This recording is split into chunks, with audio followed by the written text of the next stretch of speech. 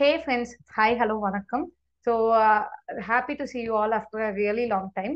And இது ஒரு குட்டி இன்டர்வியூ சீரீஸ் இருக்கும். இதுல வெவ்வேறு ப்ரொஃபஷன்ல உள்ள ஆட்களை நம்ம மீட் பண்ண போறோம். அண்ட் இந்த சீரீஸோட பேஸ் என்ன அப்படின்னா, எனக்கு இந்த பர்சனா ஆகணும், எனக்கு ஒரு லாயர் ஆகணும், எனக்கு ஒரு டாக்டர் ஆகணும், இல்ல எனக்கு ஒரு ஆடிட்டர் ஆகணும், or whatever I want to become, where should I start with, நான் என்ன பண்ணா என்னால அந்த இடத்துக்கு போக முடியும் அப்படிங்கிற மாதிரியான சில பேசிக்கான விஷயங்களை பத்தி நம்ம அந்த ப்ரொஃபஷன்ல இருக்கவங்கள்ட்டே கேட்டு தெரிஞ்சுக்க போவோம். So here with we are having mister Prakash and over to you. Good evening. And எனக்கு ரொம்ப சந்தோஷம். முதல்ல இந்த மாதிரி ஒரு சீரீஸ் இல்லை இந்த மாதிரி ஒரு நிகழ்ச்சியில நம்ம நம்மளுடைய பங்களிப்பு ரொம்ப முக்கியமானதா இருக்கும்.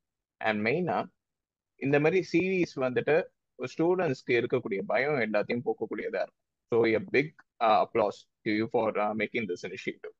ஸோ பிஃபோர் எவ்ரி திங், குட்டி introduction about my name is Prakash. And நான் இங்க தான் திருச்சிராப்பள்ளி கிழமை நீதிமன்றத்தில் ப்ராக்டிஸ் பண்ணிட்டு இருக்கேன். அண்ட் ஆல்சோ மதுரை கிளை மெட்ராஸ் உயர் நீதிமன்றத்திலையும் ப்ராக்டிஸ் பண்ணிட்டு இருக்கேன். வழக்குகளை நடத்துறதோட சேர்த்து இண்டிக் லீகல்னு ஒரு வெப்சைட்டையும் நான் ஹேண்டில் பண்ணிட்டு இருக்கேன். அதுல சுப்ரீம் கோர்ட் ஜட்மெண்ட்ஸா இருக்கட்டும், ஹைகோர்ட் ஜட்மெண்ட்ஸ் பத்திட்டு ஒரு குறிப்பு எழுதுறதும், அதோட சேர்த்து பேப்பர்ஸ் இல்ல ஒரு ரிசர்ச் ஆர்டிகல்ஸ் மாதிரி வந்ததுன்னா அதை நல்லா ஆய்வு செஞ்சு அதை பப்ளிஷ் பண்றதா இருக்கட்டும், இந்த மாதிரி லாவை பத்தின விஷயங்களையும் நாங்க செஞ்சுட்டு இருக்கோம். அண்ட் வழக்குகளையும் நாங்க நடத்திட்டு இருக்கோம். ஒரு குறிப்பு என்னை பத்தி சொல்லணும்னா இதை தான் நான் சொல்லுவேன்.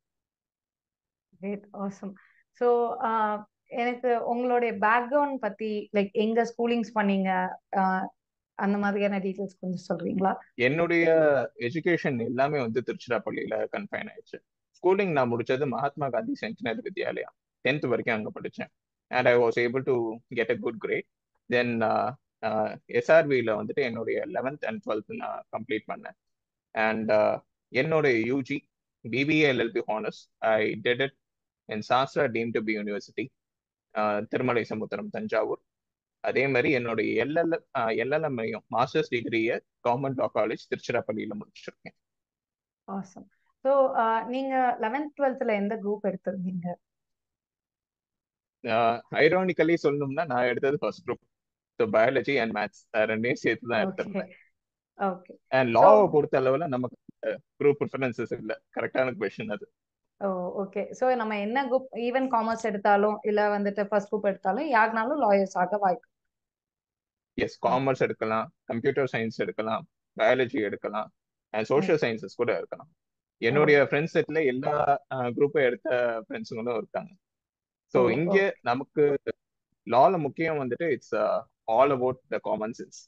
அண்ட் அவங்களுக்கு 12th எந்த குரூப் எடுத்தானாலும் சரி, ultimately it is going to benefit in law. Okay. So இப்போ நான் லாயர் ஆகணும் அப்படின்னு நான் நினைக்கிறேன் அப்படின்னா, இப்போ இன்ஜினியரிங் போகணும் இல்லை மெடிக்கல் போகணும்னா தேர் இஸ் அ ஸ்பெசிஃபிக் பாத். நான் நீட் எழுதினாதான் போக முடியும், இல்லைனா இவ்வளோ மார்க் எடுத்து கட் ஆஃப் இருந்தாதான் என்னால் போக முடியும் அப்படின்னு இருக்கு. லாயர் ஆகணும்னு நான் ஆசைப்படுறேன்னா how much mark should I take, or what are all the things I have to do? Lawyer ஆகணும்னா அது எந்த காலேஜஸ்ல நம்ம அட்மிஷன் எடுக்கணும்ன்றத பொறுத்தும் சில குவாலிஃபிகேஷன்ஸ் மாறும். இப்ப நம்ம தமிழ்நாட்டு சிச்சுவேஷன் நீங்க பாத்தீங்கன்னா, அரசு சட்ட கல்லூரிகள் இருக்கு, தனியார் கல்லூரிகள் இருக்கு, அதோட நேஷனல் லா யூனிவர்சிட்டிஸும் இருக்கு, திருச்சியிலேயே இருக்கு. ஸோ ஒவ்வொரு காலேஜ்ல எந்த காலேஜ்ல நம்ம சேரணும்னு நினைக்கிறோமோ, எந்த காலேஜ் நம்ம எய்ம் பண்றோமோ, அதுக்கு தகுந்த மாதிரி அதோடைய தகுதிகளும் மாறும். அண்ட் குரூப் வைஸ் நம்ம ஆல்ரெடி டிஸ்கஸ் பண்ணலாம். எந்த குரூப்பா வேணா இருக்கும், பயாலஜி இருக்கட்டும், கம்ப்யூட்டர் சயின்ஸ் இருக்கட்டும், காமர்ஸ் இருக்கட்டும், இல்ல சோஷியல் சயின்சஸ் இருக்கட்டும், எந்த குரூப்ஸ் இருந்தாலும் அல்டிமேட்டா ஒரு good level of marks, what I would prescribe ஒரு 75% மார்க்ஸ் வச்சுக்கோங்க. இப்போதைக்கு 75 to 80 இருந்ததுன்னா ஈஸியா நம்மளால லா இதுல என்டர் ஆக முடியும். அரசு சட்டக்கல்லூரிகள்ல இருக்கக்கூடிய பேசிக் குவாலிஃபிகேஷன் என்ன பாக்குறாங்கன்னா, நம்மளுடைய 12th மார்க்ஸை தான் பார்க்கறாங்க. ஒரு 75 to 80 இருந்ததுன்னா தமிழ்நாட்டிலேயே ஒரு 24 காலேஜஸ், அஃபிலியேட்டட் காலேஜஸ் இருக்கட்டும், அண்ட் சென்னையில இருக்கக்கூடிய முக்கியமான காலேஜஸ் இருக்கட்டும், எல்லாத்துலேயும் நம்ம ஒரு 75 மார்க்ஸ் எடுத்திருந்தோம்னா சீட்டு கிடைக்கிறதுக்கான வாய்ப்புகள் அதிகம். இப்ப நம்ம தனியார் கல்லூரியில போய் சேரணும்னா அதோட சேர்த்துட்டு கிளாட்ன்னு சொல்லுவாங்க, காமன் லா அட்மிஷன் டெஸ்ட். அந்த ஓகே. டெஸ்டையும் நம்ம முடிச்சிருக்க வேண்டியதா இருக்கு. தனியார் கல்லூரிகள்ல பாக்குறது 75% வந்து நம்ம 12th வாங்குற மார்க்கும், 25% கிளாட்ல வாங்குற மார்க்கும் சில கல்லூரிகள்ல ப்ரிஸ்கிரைப் பண்ணுவாங்க. So glad okay. அப்பியரன்ஸ் அங்க மேண்டேட்டரியா போயிருது. அதே ஓகே. மாதிரி இந்தியா அளவுல இருக்கக்கூடிய நேஷனல் லா யூனிவர்சிட்டிஸ்னா முழுமையா அது கிளாட் பேஸ்ட் ஆன மார்க்ஸா தான் இருக்கும். காமன் லா ஓகே. அட்மிஷன் டெஸ்ட்ல நம்ம எவ்வளவு மார்க்ஸ் வாங்குறோமோ, இந்தியால இருக்கக்கூடிய 25ல இருந்து 27 நினைக்கிறேன், ஓகே. 25 நேஷனல் லா யூனிவர்சிட்டிஸ்ல அந்த கிரைட்டீரியா பேஸ் பண்ணிட்டு ஸ்லாட்ஸ் வேகன்சிஸ் பேஸ் பண்ணிட்டு நம்ம நமக்கு சீட் கிடைக்கும். ஆசம். ஸோ இப்போ நான் கிளாட் எழுதுறதுக்கு 12th குவாலிஃபிகேஷன் போதுமா, இல்லைன்னா டிகிரி மேண்டேட்டரியா தெரியல? இல்ல, கிளாட் எழுதுறதுக்கு நம்ம சாதாரணமா நீட் ஜேஇ இருக்கிற மாதிரி தான். நம்ம ஓகே. முன்னாடியே காமன் அட்மிஷன் டெஸ்ட்டுக்கு அப்ளை பண்ணி வச்சுட்டு ப்ரெஸ்கிரைப்டு பீரியட் என்ன நீங்க பாத்தீங்கன்னா பிப்ரவரி மாசம் இல்ல ஜனவரி மாசத்துல இருந்து நம்ம பார்க்க ஆரம்பிச்சிடணும். Claude okay. நோட்டிபிகேஷன்ஸ் எப்போ வருதுன்றத பார்த்துட்டு. ஏன்னா ஒவ்வொரு ஆண்டுலையும் ஒவ்வொரு நேஷனல் யூனிவர்சிட்டி இந்த கிளாட் தேர்வை வந்து எடுத்து நடத்துற மாதிரி இருக்கும்.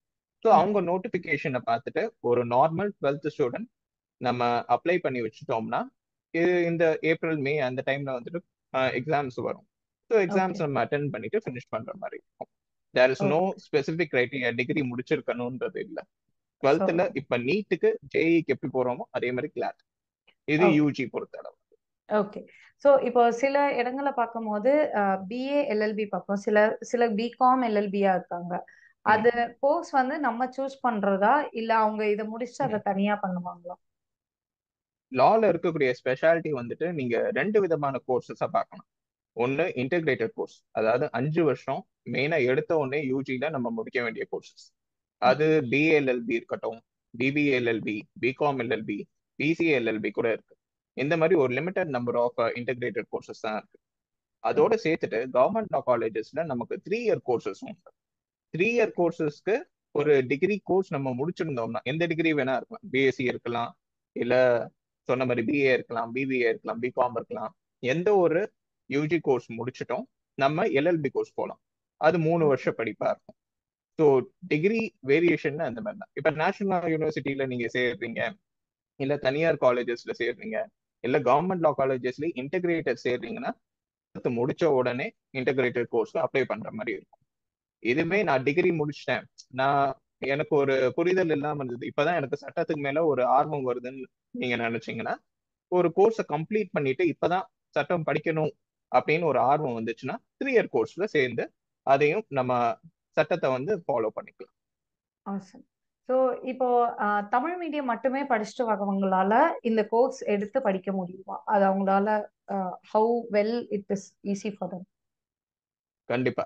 ஏன்னா சட்டம் பொறுத்த அளவுல இதுல இருக்கக்கூடிய மேஜர் அட்வான்டேஜ் நான் என்னன்னு சொல்லுவேன்னா, நமக்கு வந்துட்டு 2 மொழியும் தெரிஞ்சிருக்கணும்.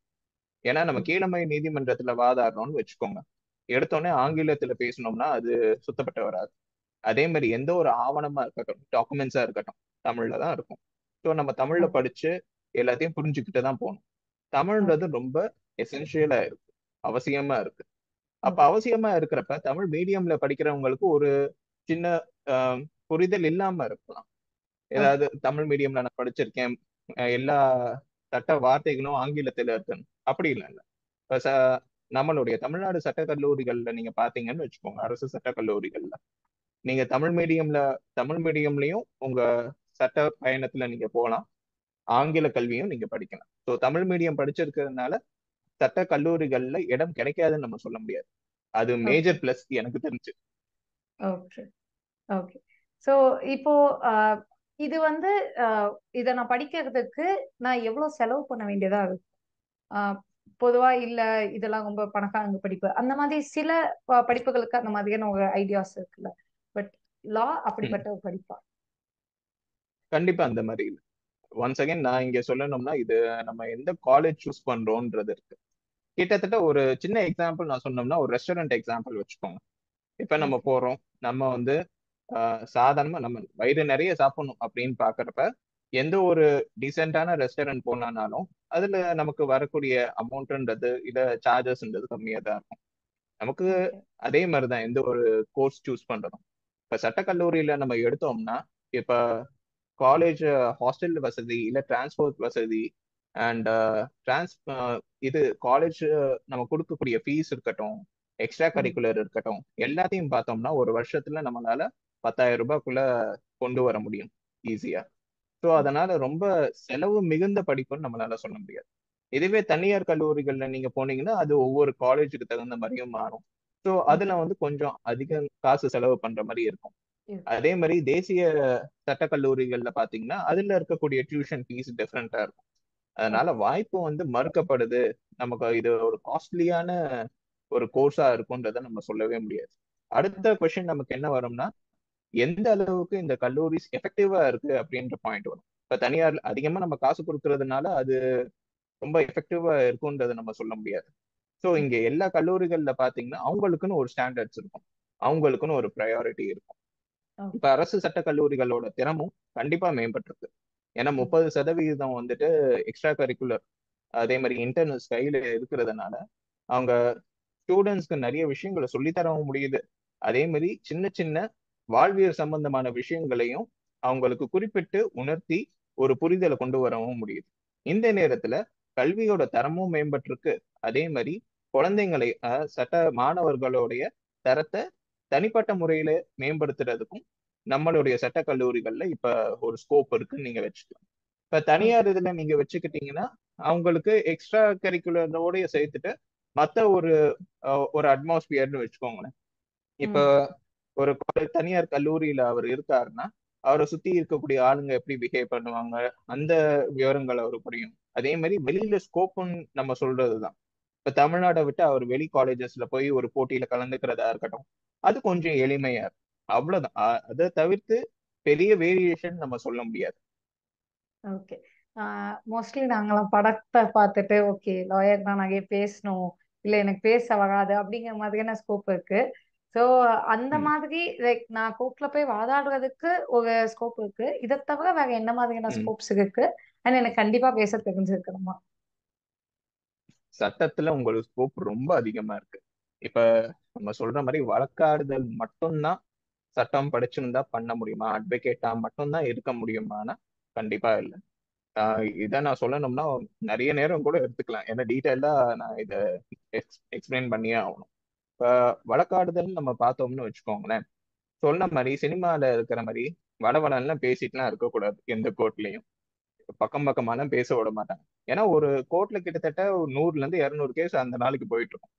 நம்ம சொல்ற மாதிரி 1/2 மணி நேரம் பேசிட்டு இருக்க முடியாது.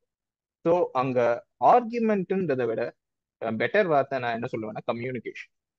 ஏன்னா மேல இருக்கிற ஜட்ஜும் ஃபுல்லா படிச்சுட்டு தான் உட்கார்ந்துருப்பாரு. அவர்கிட்ட போய் நான் ஆனால இருந்து ஆரம்பிச்சேன்னா அக்கானா வரைக்கும் சொல்ல முடியாது. எனக்கு என்ன ஐயப்பாடு, எனக்கு நான் என்ன சொல்ல வேண்டியதோ அதை மட்டும் அவருக்கு தெளிவுபடுத்திட்டா போதும். ஜட்ஜுக்கு எந்த விஷயத்துல ஒரு டவுட் இருக்கோ அதை நம்ம தெளிவுபடுத்தினா போதும். இது சாதாரணமா நம்ம வழக்காடுதல்ல பாத்தீங்கன்னா கீழமை நீதிமன்ற வழக்குகள்னு இருக்கும். அதாவது ட்ரையல் கோர்ட் லோவர் கோர்ட்ஸ்ல நம்ம ஒர்க் பண்றது எப்படின்னு பாத்தீங்கன்னா ஆவணங்களோட நிறைய படிக்க வேண்டியது இருக்கும், குறுக்கு விசாரணை பண்ண வேண்டியது இருக்கும், எல்லா டாக்குமெண்ட்ஸையும் சப்மிட் பண்ண வேண்டியது இருக்கும். அதுக்கப்புறம் வழக்காடுதல் ஆர்குமெண்ட்ஸ் வரும், விவாதம் வரும். இது கீழமை நீதிமன்றங்கள். உயர் நீதிமன்றம் உச்ச நீதிமன்றத்துல இருக்கக்கூடிய முக்கியமான விஷயம் நமக்கு விவாதம் மட்டும்தான். அப்படி இருக்கிறப்ப நமக்கு வந்துட்டு இப்ப மதுரையோ இல்ல மெட்ராஸ் நீதிமன்றத்திலேயோ நம்ம உயர் நீதிமன்றத்துல பேசுறோம்னா முக்கியமா நம்மளுடைய விவாத திறமையை அதிகப்படுத்திக்கிட்டு இருக்கணும். தமிழ்லையும் சரி ஆங்கிலத்திலையும் சரி நம்ம பேசுறதுதான். அதே மாதிரி கம்யூனிகேஷன் தான். ஜட்ஜஸ் 200 ஐட்டம் கிட்ட எல்லாம் வச்சுட்டு இருப்பாரு ஒரு நாள். அவர்கிட்ட போய் நம்ம முழுசா எக்ஸ்பிளைன் பண்ண முடியும். அவர் சொன்ன பாயிண்ட்டுக்கு உடனே உச்ச நீதிமன்றமா இருக்கிறப்ப இன்னொரு மொழியையும் நம்ம அதிகமா யூஸ் பண்ண வேண்டியதா இருக்கும். ஹிந்தி மொழியையும் அதிகம் நம்ம கத்துக்க வேண்டியதா இருக்கும். ஸோ அங்க அப்பா வந்து நம்ம உச்ச நீதிமன்றத்துல பேசுறதுக்கும் ஒரு நல்ல பேஸ் நமக்கு கிரியேட் ஆயிருக்கு. இது வழக்காடுதல் பொறுத்து. இதை தவிர்த்து கார்ப்பரேட் லாயராகவும் நம்ம இருக்கலாம். அதாவது ஒரு கார்ப்பரேட் லா ஆஃபீஸர்ஸ்லாம் இருக்கு.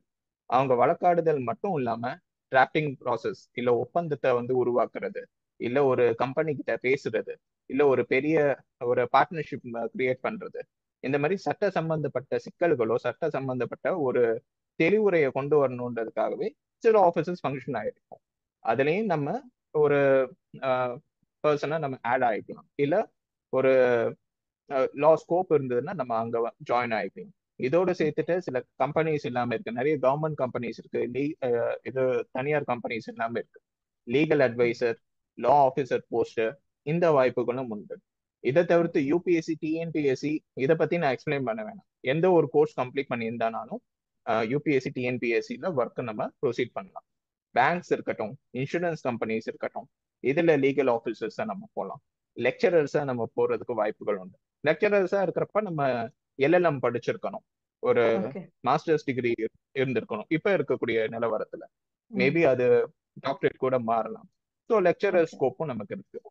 அதே மாதிரி வழக்காடுதல் எக்ஸ்பீரியன்ஸ் இருந்ததுன்னா நீங்க நீதிபதியாகவும் போகலாம். முதல்ல நம்ம யூஜி முடிச்சிட்டோம்னா கரெக்டா அந்த நேரத்துல நீதிபதி தேர்வுகள் வந்ததுன்னா அதுல நம்ம தேர்ச்சி பெற்று இளம் நீதிபதியாகவும் நம்ம போகலாம். இல்ல 35 வயசு வரைக்கும் நான் வெயிட் பண்றேன், இன்னும் நிறைய நான் எக்ஸ்பீரியன்ஸ் கத்துக்கிறேன்னு பார்த்தா 7 வருஷம் எக்ஸ்பீரியன்ஸோட 35 வயசுல நம்ம மாவட்ட நீதிமன்ற தேர்வுகளுக்கும் அட்டென்ட் பண்ணி போகலாம். இந்த மாதிரி ஸ்கோப்ஸ் வந்து ரொம்ப அதிகம் இருக்கு. So it is not limited only to arguments and courts. இப்போ ஒரு 12th முடிச்சுட்டு நான் லா படிக்கலாமா அப்படின்னு யோசிக்கிற ஒரு பையனுக்கோ பொண்ணுக்கோ நீங்க என்ன சொல்லுவீங்க? இதுக்காக நீ லா ஆகலாம், like if you like it you can to this அப்படிங்கிற மாதிரி what is your call to that? எந்த ஒரு துறையில இருக்கிறவங்களுக்கும் அவங்க தொழில் தான் ஒரு கர்வம்ன்றது இருக்கும். என்னோட தொழில நான் கொஞ்சம் அதிகமாவே கர்வத்தோட இருப்பேன். ஏன்னா என்னோட தொழில் வந்துட்டு எல்லா மனிதனோடையும் ஒரு அடிப்படை நிலையோட ஒன்றுபட்டு இருக்கும். எந்த ஒரு பிரச்சனையா இருந்தாலும் கடைசியில நீதிமன்றம்ன்றதுதான் தீர்வா இருக்கிறப்ப, நீதிமன்றத்திலேயே நம்ம பணிபுரிஞ்சிட்டு இருக்கிறப்ப நமக்கு ஒரு பிரச்சனையா இருக்கட்டும், இல்ல எந்த ஒரு தேவையா இருக்கட்டும், அதை பத்தின ஒரு புரிதல் அதிகமா இருக்கும். சட்டம்ன்றது பார்த்தோம்னா ரொம்ப சிம்பிள் தாங்க. அது ஒரு காமன் சென்ஸ் தான். நம்ம எது பண்ணணும், எது பண்ணக்கூடாதுன்றத முழுசா தெரிஞ்சுக்கலாம். அதே மாதிரி நிறைய படிப்பு ஆர்வம் இருக்கிறவங்க இருக்கட்டும், இல்ல வெளியில என்ன நடக்குதுன்றத பத்தி ஒரு ஆர்வம் எழுதி இருக்கிறவங்க எல்லாருமே சட்டமா வந்து அவங்களோட தொழிலா எடுத்துக்கணும். ஸோ வெளியில நடக்கிறத வச்சுதான் நம்ம பேச போறோம். ஒவ்வொரு நம்ம சாதாரணமா ஒரு படம் கூட பார்த்துட்டு அதுல இருக்கக்கூடிய ஒரு பாயிண்ட், ஒரு சாதாரணமா ஒரு ஆட்டோப்சி ரிப்போர்ட்டை பத்தி சொல்லுவாங்க, ஃபாரன்சிக்கை பத்தி சொல்லுவாங்க. அது நமக்கு திடீர்னு வந்து கிரிமினல் லால உதவும். ஸோ நம்ம எதிர்பார்க்க முடியாது. எந்த ஒரு பாயிண்ட்டையும் சட்டம்ல நம்ம வந்து நமக்கு தேவையா நம்ம மாத்திக்க முடியும். வழக்காடுதல்ல அது எப்படியாவது உதவிக்கு வரும். ஸோ எந்த ஒரு பர்சன் லா வந்து ஒரு ப்ரொஃபஷன் அவங்க சூஸ் பண்ணணும், இல்ல நான் இதுல வந்துட்டு கண்டிப்பா நான் ஷைன் பண்ணணும், இதுதான் என்னுடைய பாதையா எனக்கு தெரியுதுன்னு நினைச்சீங்கன்னா நீங்க மெயினா கத்துக்க வேண்டியது மொழியில தான் இம்பார்ட்டன்ஸ் கொடுக்கணும். ஏன்னா சொன்ன மாதிரி இட் இஸ் கம்யூனிகேஷன். முன்னாடி இருக்கக்கூடிய ஜட்ஜ் ஒரு எதிர்பார்ப்புல இருப்பார், அவருக்கு இந்த ஒரு விஷயத்துல நீங்க தெளிவுபடுத்தினா போதும் அப்படின்னு இருக்கும். நம்ம அந்த நேரத்துல ஒரு வாய்ப்பாடு ஒப்பிக்கிற மாதிரி ஒப்பிக்க முடியாது. அவர் என்ன எதிர்பார்க்கிறாரோ அதை சொல்லணும். சில நேரத்துல சட்டத்துல ஒரு சின்ன சின்ன கன்ஃபியூஷன்ஸ் இருக்கும், அதாவது தெளிவுபடுத்தி சொல்ற மாதிரி இருக்கும். ரூம் அட்மாஸ்பியரையும், அதாவது சுத்தி மனுஷங்க என்ன எதிர்பார்க்கறாங்க, ஜட்ஜஸ் மட்டும் இல்லை, ஆப்போசிட் அட்வொகேட்ஸும் அந்த நேரத்துல ஒரு தவறான கண்ணோட்டத்தை முன்னாடி வைக்கலாம். இல்ல ஒரு அவர் சரியா சொல்லியிருக்கலாம், நம்ம தவறா சொல்லியிருக்கலாம். So reading the atmosphere. So சுத்தி இருக்கிறவங்களை பத்தின ஒரு நல்ல நாலேஜ், படிப்பை பத்தின ஒரு நல்ல ஆர்வம், வெளி விஷயங்களை பத்தின ஒரு ஆர்வம், இதெல்லாம் இருந்ததுன்னா சட்டம் வந்து உங்களுக்கு பர்ஃபெக்டா இருக்கும். Awesome, great. Thank you so much for joining. I'll ask everyone to comment below. So வேற இன்னும் ஏதாவது நமக்கு பேசணும் அப்படின்னா we'll again join in this. Great. Thanks a lot. And it's my pleasure. Yeah, thank you so much. So if you guys have any doubt, please do let us know in the comments below. Great. Thank you.